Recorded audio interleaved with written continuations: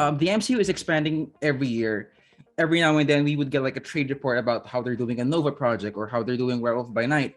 Is there any worry as a comics person that one day the MCU is gonna run out of marquee characters to adapt? Like, what's the solution here when we're getting so much every year? We're getting an Echo show. Yeah. I don't know. I don't think I'm too worried about that because I feel like Mhm. there's so many different kinds of stories. I mean, Marvel, let's see, has been around for over 80 years Yeah. and there's so many different kinds of characters. I think we're at Mhm. like 7,500 characters.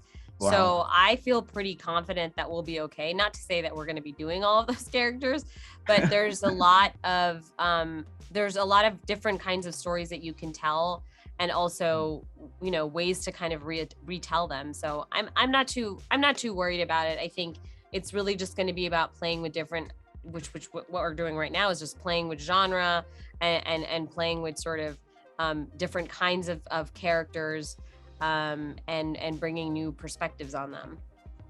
As a comics person and a producer in the MCU, how do you balance adapting something that is faithful to the comics and the MCU telling its own stories and setting its own canon rules and whatnot?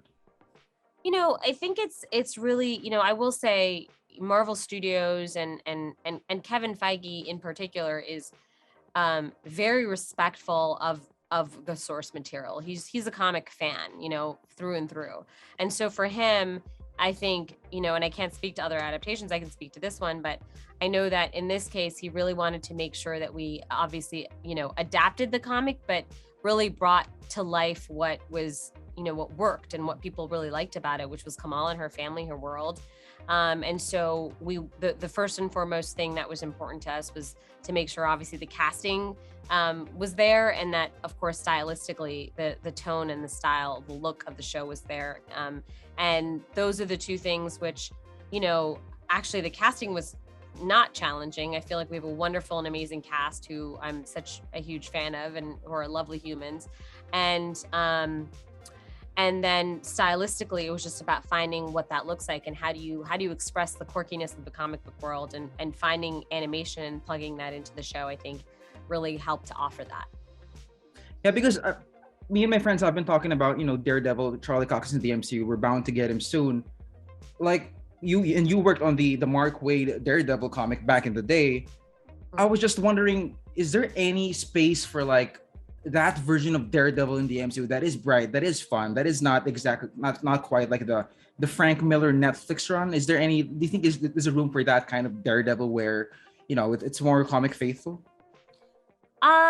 I don't see why not. I mean, let's see. Mark Waid's run was pretty seminal, right? I mean, I Yeah. think Oh that yeah. you've never really seen that kind of story, and I love that. I love the spin on that because it was an unexpected take on him. So, in the same way, I wouldn't be surprised if they did something like that in the MCU. Why not? I think, we like to take risks, and I think this is kind of the fun part of exploring multiple stories. But so maybe. And talking about risks, I mean, you guys changed Kamala's powers. It's been a very, very, very big talking point. I'm sure you've probably been asked about this within the past hour or so. I am curious what the discussions were on how to switch her powers. Like, was it always going to be like Green Lantern-y, like light powers, or was there any discussions of other power sets for Kamala for this?